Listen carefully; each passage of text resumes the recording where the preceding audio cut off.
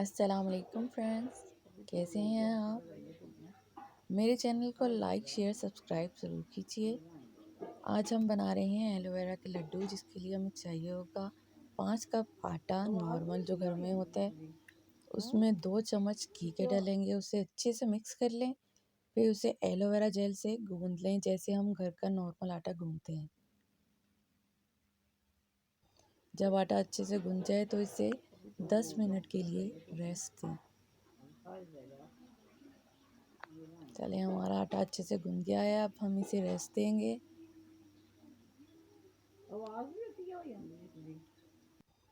10 minute हो चुके।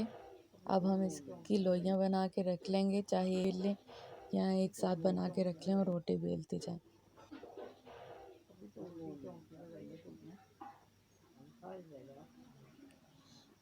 अब मैं रोटी बना रही हूँ।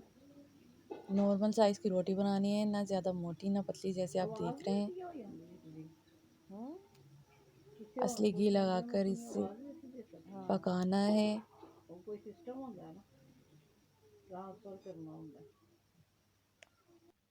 सारी रोटियां ऐसे ही पकाते जाना है और उतारते जाना है।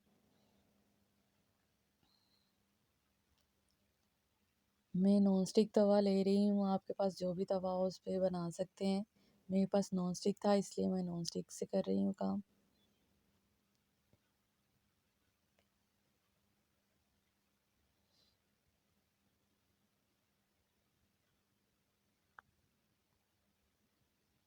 ऐसे ही सारी रोटियां बनाते जाएं।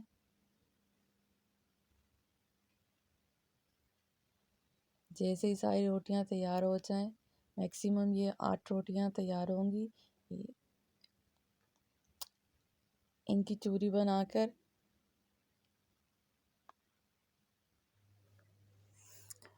चूरी ब्रेड क्रम्स जो होते हैं वैसे बनाना है इसको। जब ये फुल रेडी हो जाए तो एक कढ़ाई में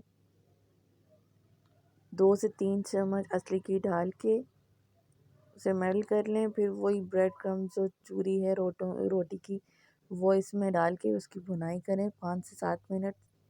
बहुत ज़्यादा नहीं करनी ना बहुत कम करनी है, नॉर्मल करना है इसको। क्योंकि हम अगर ज़्यादा करेंगे तो ये कड़क हो जाएगी, जो खाने में प्रॉब्लम करेगी। तो बिल्कुल नॉर्मल इसको करना है और चम्मच इसमें चलाते रहना है, ताकि कोई भी साइड इसकी ज़्यादा वो कड़क ना हो। सारा एक साथ एक ही लेवल में पके।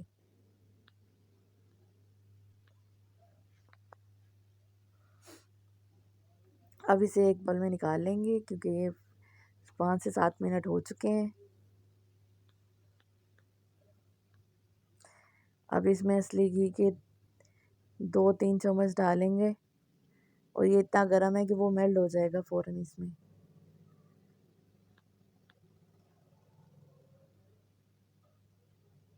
अब इसमें हम ड्राई फ्रूट, ब्राउन शुगर, पिसी हुई चीनी वगैरह डाल के मिक्स करेंगे।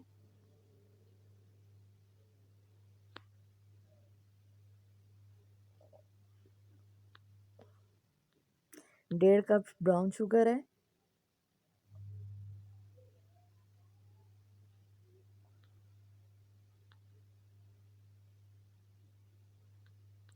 एक कप बादाम है क्रश किए हुए,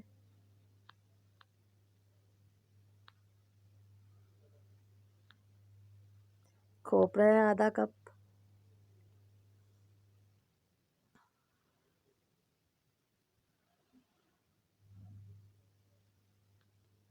पिसी हुई चीनी है 1.5 कप,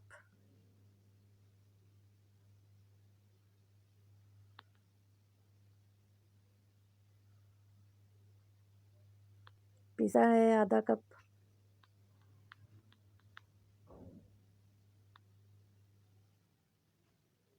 काजू है आधा कप,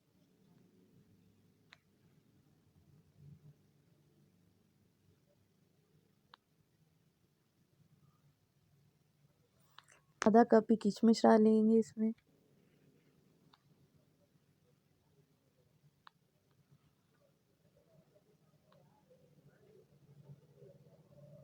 ये खरबूजे के सीड्स हैं।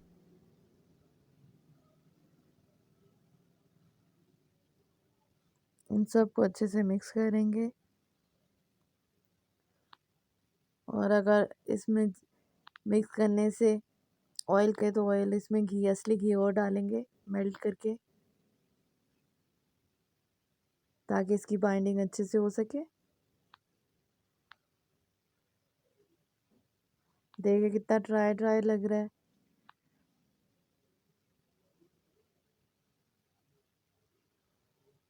इसमें घी और डलेगा, तभी इसकी बाइंडिंग होगी और लड्डू आसानी से बनेंगे।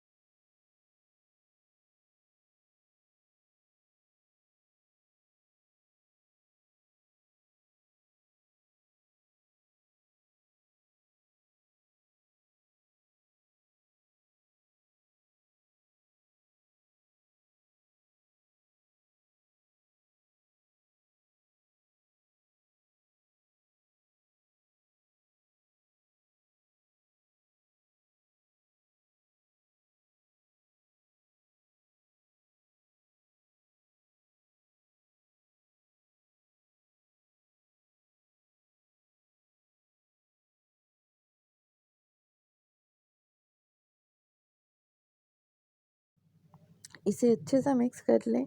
देखें ये अच्छे से मिक्स हो गया है। अब इसका पहले ऐसे ही लड्डू एक बना के दिखाऊंगी आपको।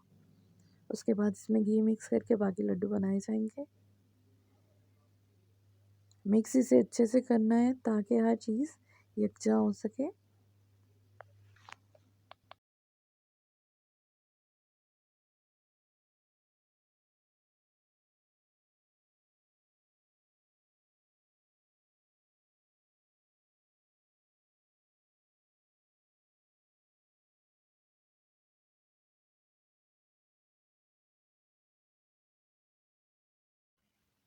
मैं इसका लड्डू बना के देख रही हूँ, लेकिन बहुत मेहनत हो रही है लड्डू बनाने में, इसलिए मैं इसमें अब घी गरम करके डालूँगी। ये इसमें मैंने घी गरम करके डाल दिया, मिक्स कर लिया। अब इसके लड्डू बना रही हूँ। आपकी चॉइस पे है कि आप कितना साइज़ रखेंगे लड्डू का, लेकिन अगर नॉर्मल साइज़ बनाएंगे तो वो बेस्ट है, क्योंकि ये साइज़ ही बहुत है बड़ों के खाने के लिए। ये एक लड्डू खा के दोबारा भूख नहीं लगती।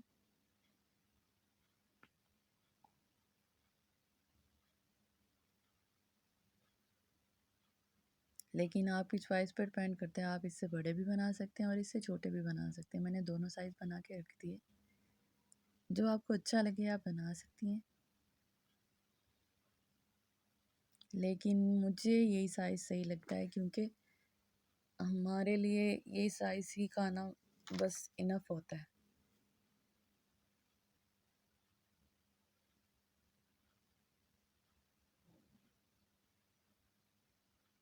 चलिए मेरे सारे लड्डू बन गए, थोड़े से रह गए। उम्मीद है आपको ये रेसिपी पसंद आई होगी।